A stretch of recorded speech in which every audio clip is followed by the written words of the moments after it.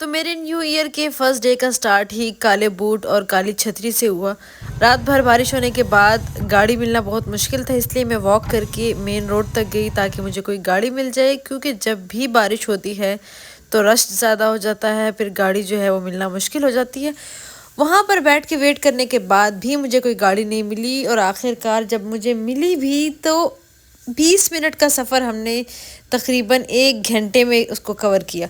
लेकिन मुझे टेंशन नहीं हो रही थी, क्योंकि मैंने मीडिया फील्ड में एक चीज़ सीख ली है कि कहीं आपने 11 बजे पहुंचना है तो आपको घर से 9 बजे निकलना होगा। इसलिए मैं इस चीज़ की मुझे बिल्कुल टेंशन नहीं थी कि मैं लेट हो जाऊंगी या कुछ और हो जाएगा। अब जैसे मैं ऑफिस पहुंची, वहाँ पर मैंने फिंगरप्रिंट लगाया, और फिंगरप्रिंट लगाने के बाद फिर मैं अंदर जहाँ डेस्क जहाँ पे होता है वहाँ पर गई। देखा तो जुल्फ़कार साहब जो हैं वो उधर बैठे हुए थे। प्रोग्राम जो है हमारा ARY वाला वो चल रहा था। जुल्फ़कार साहब को सलाम किया मैंने, और फिर जाके मैं अपनी सीट पर बैठ गई। मेरी सीट तो नहीं है खैर, लेकिन जब भी मैं ऑफ़िस में होती हूँ मैं इसी सीट पे होती हूँ, क्योंकि हमारी फील्ड ऐसी है जिसमें हमें ऑफिस में बैठने की ज़रूरत ही नहीं होती। फिर मैंने बैग से चार्जर वगैरह निकाले ताकि मोबाइल में चार्जिंग करूं। मेरे मोबाइल में चार्जिंग बिल्कुल नहीं थी। फिर ऑफिस में सब लोग ज़रा सियासी बातें कर रहे थे, मैंने वो सुनी। फिर हमें एक असाइनमेंट पर भेज दिया गया डेस्क की तरफ से। मेरे साथ आसिफ भाई थे और मैं आसिफ भाई के साथ असाइनमेंट पर जाने लगी। DSN जी नहीं अवेलेबल, इसलिए हमें शाहिद भाई के साथ जाना होगा। वो रहे शाहिद भाई, ये है शाहिद भाई। और ये मुझे कह रहे हैं आप लेट क्यों आई हैं, इनको पता ही नहीं मैं सुबह किस टाइम से आई हुई हूँ। अभी ये DSN जी नहीं जा रही, तो शाहिद भाई मैं वहाँ पहुँची तो अपना पेपर करवाने के बाद मैं फ्री हो चुकी थी, और मौसम बहुत प्यारा था। मैं मौसम एंजॉय कर रही थी, लेकिन इसके साथ साथ आसिफ भाई जो हैं हमारे कैमरामैन वो फुटेज बना रहे थे, इसलिए मुझे बेहतर नहीं लग रहा था कि वो बाहर फुटेज बनाए और मैं गाड़ी में अंदर बैठूं। तो इसलिए मैं उनका इंतज़ार कर रही थी, साथ में अपनी छतरी जो है वो भी सुखा रही थी और मौसम को भी इंजॉय कर रही थी। और ये भी सोच रही थी कि आज जिन लोगों की आज छुट्टी है वो कितना इंजॉय कर रहे होंगे।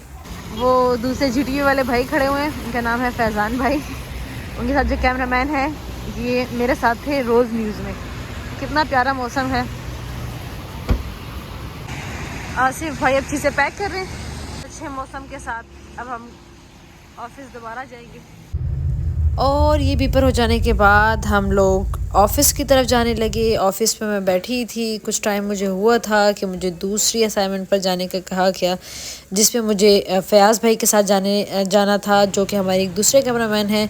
तो वो चीज़ें पैक कर रहे थे, साथ में एक छतरी भी लेकर जा रहे थे क्योंकि वहाँ पे बारिश भी हो सकती थी। फिर मैं गाड़ी में बैठी और हम दूसरी असाइनमेंट के लिए फिर रवाना हुए। कुछ देर में हम वहाँ पर पहुँच गए, और यहाँ पर फ़याज़ भाई ने मुझे कहा कि आपने इस डेंजर जगह पे खड़े होकर पेपर करवाना है। यहाँ पर मैं गिला कर रही थी कि जब भी ऑफिस की तरफ से मुझे किसी ऐसी डेंजरस जगह पर खड़े होकर पेपर कराने को कहा जाता है, और मैं वो वीडियो बाद में किसी भी सोशल मीडिया प्लेटफॉर्म पर अपलोड करूँ, तो लोग जो हैं वो बहुत बुरा मानते हैं। लोग जो हैं वो बहुत गुस्सा करते हैं, उनको अच्छा नहीं लगता। लेकिन उनको ये नहीं पता होता कि हमें ऑफिस की तरफ से कहा गया है। कुछ लोग बहुत नेगेटिव कमेंट्स भी करते हैं, लेकिन खैर मुझे इन चीज़ों की अब आदत हो गई है। और अभी हम वहाँ से ट्रेल 5 पे आए हैं पकौड़े खाने के लिए। माइक मुझे क्यों दे रहे हैं? अच्छा शॉर्ट है और ठीक है साहब। अच्छा मुझे लगा हम पकौड़े खाने आए हैं, असल में हम काम करने आए हैं, साथ में पकौड़े खाएंगे।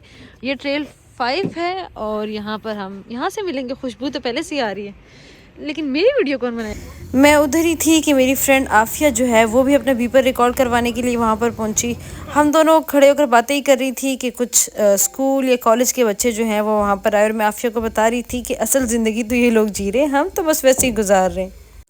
उसके बाद हमने सोचा कि काम तो कर ही रहे हैं, क्यों ना हम भी थोड़े पकोड़े खा लें। और फिर हमने पकोड़े मंगवाए और हमने वो खाए, और वो खाने के बाद मैं ऑफिस चली गई। जब ऑफिस पहुंची तो मैंने स्क्रिप्ट जो पहले से ही लिखा हुआ था वो मैंने डेस्क वालों को भेजा और उनसे कहा कि इसको चेक करें। उन्होंने एक दफ़ा चेक किया, और फिर मैं वॉइस ओवर करने के लिए वॉइस ओवर रूम में गई, लेकिन वहाँ पर माइक में कोई इशू आ रहा था बार बार। इसलिए मुझे फिर कहा गया कि हम दूसरा जो हमारी एंकर हैं मारिया मेमन, उनके रूम में जाकर मैंने वॉइस ओवर रिकॉर्ड करवाया। उसके बाद कार्ड उठा के मैं NLE के पास लेकर गई।